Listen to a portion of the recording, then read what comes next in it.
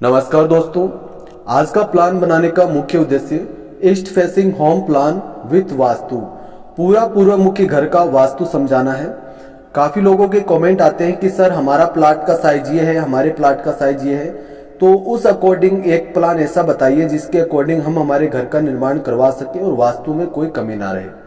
तो देखिए, आपको समझाने के लिए कि कैसे पूर्व दिशा का घर बनाया जाता है ताकि आप धन धान्य से भरपूर रहे, सुख समृद्धि से भरपूर रहे, आपके और आपके बच्चों के जीवन में भी सुख समृद्धि बनी रहे।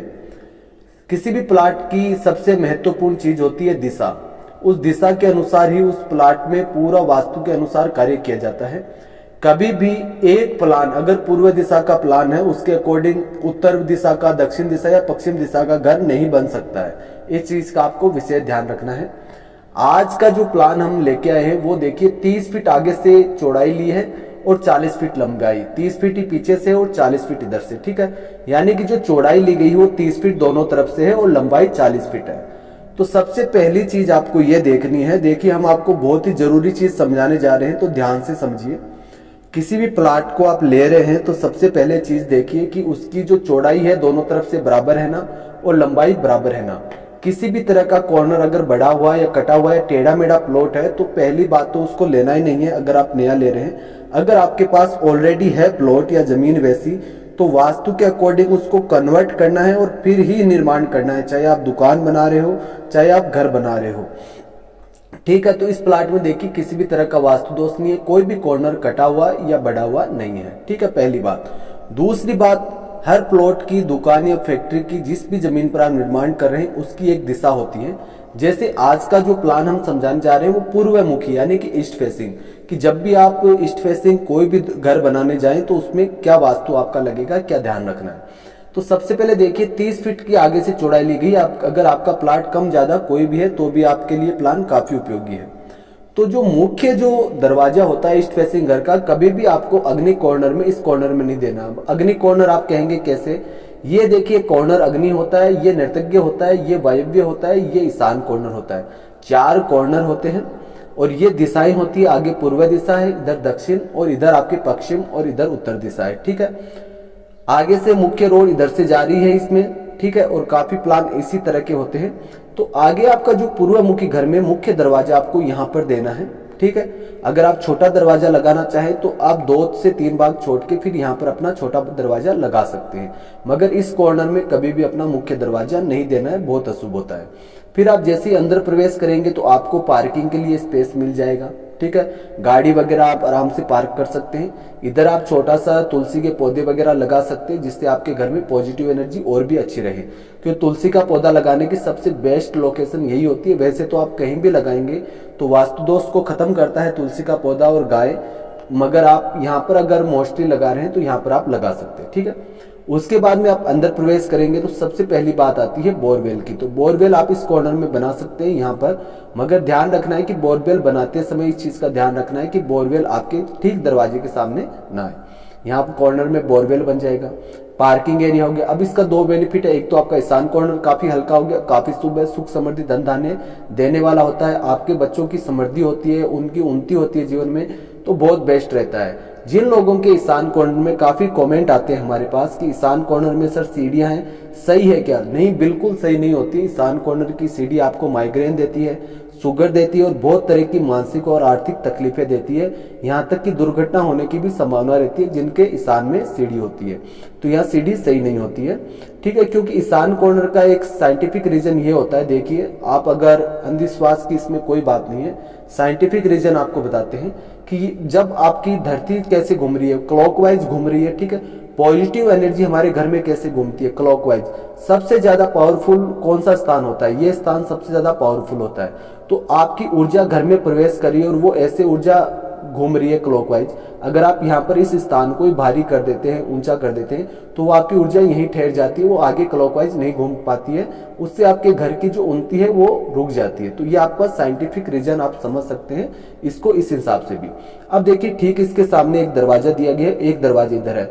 आप जो मुख्य दरवाजा इसको बना सकते हैं, आप चाहें तो इसको भी बना सकते हैं। मुख्य आपकी चौखट बन जाएगी, इसमें आप प्रवेश करेंगे, यहाँ आपके गेस्ट के लिए गेस्ट रूम बन जाएगा। एक विंडो इधर दी गई है, एक विंडो आप आंगन में देना चाहें तो दे सकते हैं, मगर आंगन की तरफ हमने एक दरवाजा दे दिया इस रूम का, अच्छे से आपका वेंटिलेशन रहेगा। स्टडी के लिए, मेहमानों के लिए, लिविंग एरिया के लिए सबसे बेस्ट स्थान है। यहाँ पर आप बनाइए, सुख समृद्धि रहेगी, बच्चों की पढ़ाई में उन्नति रहेगी, काफी बेस्ट रहेगा। मेहमान भी आएंगे तो उनसे आपको पॉजिटिव ही मिलेगा, लाइफ में सपोर्ट, नेगेटिव सपोर्ट नहीं मिलेगा। तो आपके जो मेहमानों के लिए भी ये बेस्ट रहने का और ठहरने का जगह है। फिर आप अंदर प्रवेश करते हैं, वास्तु अनुसार ये आपका ब्रह्म स्थान हो गया। ब्रह्म स्थान निर्माण नहीं होना चाहिए, अगर आपने करवा लिया है तो वो अशुभ ही होता है। काफी लोगों के कमेंट आते हैं कि सर ब्रह्म स्थान में निर्माण है और हमें पेट संबंधी, लीवर किडनी संबंधी या आपके पेट दर्द संबंधी प्रॉब्लम्स रहती है, खाना हजम नहीं होता है, तो वो देखिए यहाँ पर आपका ब्रह्म स्थान होता है वास्तु पुरुष का, तो यहाँ पर निर्माण है तो वो गलत होता है। ठीक है, तो उसको हो सके तो आपको सही करवाना चाहिए, ज्यादा तोड़फोड़ नहीं हो रही है, वरना उसकी रेमेडीज आपको करनी चाहिए अवश्य। फिर आप इधर प्रवेश करते हैं तो यहाँ पर आप देख रहे हैं, यहाँ पर आपका पूजा स्थान है, वास्तु के अनुरूप पूजा स्थान दिया गया, क्योंकि ये इतना भाग पूरा आपका ईशान कॉर्नर में आता है। अगर आप इस रूम में भी पूजा स्थान बनाना चाहें तो बना सकते हैं। अगर आप बाहर पार्किंग नहीं रखना चाहते हैं तो यहाँ पर भी पूजा स्थान हो सकता है, दरवाजा इधर हो जाता है, तो बहुत से ऑप्शन होते हैं। मगर इसके अलावा अगर आप लेट बाथ के पास में पूजा स्थान या किचन में या इधर पूजा स्थान देते हैं नर्तज्ञ कोणिया, वो अशुभ होता है, तो यहाँ नहीं देना चाहिए। काफी लोग कमेंट करते हैं कि सर पूजा करने का हमें फल प्राप्त नहीं हो रहा है, इसीलिए नहीं हो रहा है क्योंकि पूजा स्थान गलत स्थान पर है।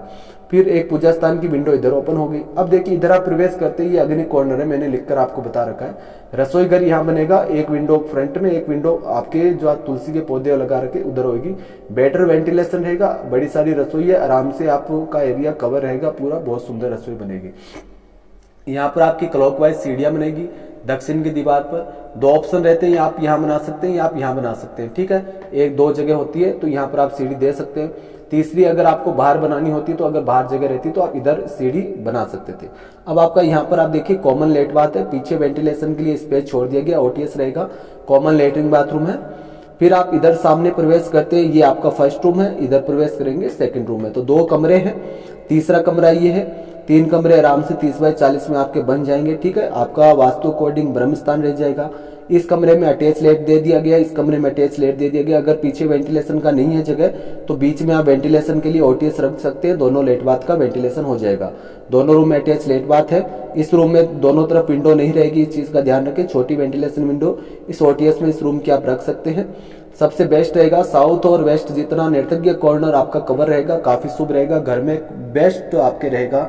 और एक चीज और ध्यान रखें, पहले मैं इस रूम का बता देता हूं आपको, ये जो रूम है इसकी विंडो आपके इधर रोड पर ओपन हो जाएगी। ठीक है, अटैच लेट बात है दोनों रूम में, तीसरा रूम। ठीक है, अब एक चीज का ध्यान रखें, अगर आपके नर्तज्ञ कॉर्नर किसी भी तरह से अगर दब रहा है घर में तो वो अशुभ है, तो सबसे पहले आपको उसका निवारण जरूर करना चाहिए।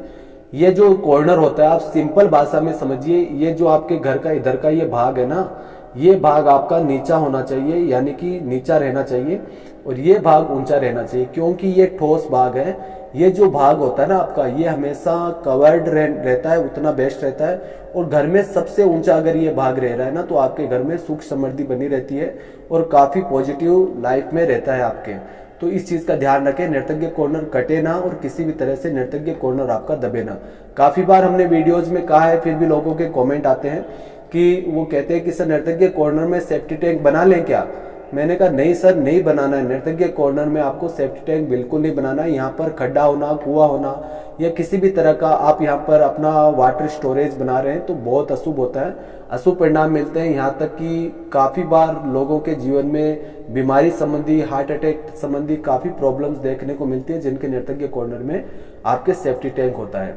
तो ठीक है, यहाँ तक आपका क्लियर है। अब सेकंड चीज मैं बता देता हूँ, किसी ने कमेंट करके पूछा था सर हमारे माता पिता को निवास के लिए कौन सा स्थान सबसे उत्तम स्थान होता है। नर्तज्ञ कॉर्नर आपके माता पिता के रहने के लिए सबसे उत्तम स्थान नर्तज्ञ कॉर्नर होता है, वहां पर निवास करवाइए, लॉन्ग टाइम तक उनका आशीर्वाद बना रहेगा और बेस्ट प्लेस रहेगा उनके लिए, स्वास्थ्य भी उत्तम रहेगा उनका।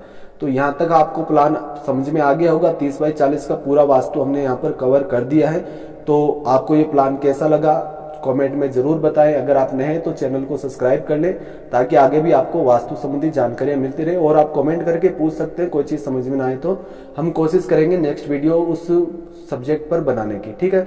अब आती है सेफ्टी टैंक। तो मोस्टली सर देखिए आजकल जो सिविल लाइन का होता है, तो सिविल लाइन आपके घर में इधर उत्तर में और आपके ईस्ट में दोनों तरफ इस प्लाट में रोड है, तो सिविल लाइन आप इधर इस साइड में सिविल लाइन जा रही है तो डायरेक्ट आपका जो जितना भी लेटरिन घर का जो वेस्टेज होता है जो डायरेक्ट सिविल लाइन में इधर से आप जाने दे। कहें ब्रह्म स्थान से होके अगर यहाँ पर लेट बात है तो यहाँ से होके आपको पाइपलाइन बाहर नहीं भेजनी है, पाइपलाइन को आपको ऐसे घुमा के और फिर यहाँ पर ऐसे लेके आनी है। इस चीज का ध्यान रखें।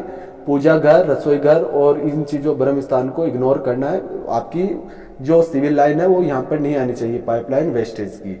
तो आज के लिए इतना ही। वास्तु अनुसार अगर आप नक्शा बनवाना चाहते हैं हमारे द्वारा तो वो चार्जेबल रहता है, बिना चार्ज वर्क नहीं होता है पर्सनल वर्क। तो आप व्हाट्सएप पर हमें मैसेज कर सकते हैं। आज के लिए इतना ही, धन्यवाद।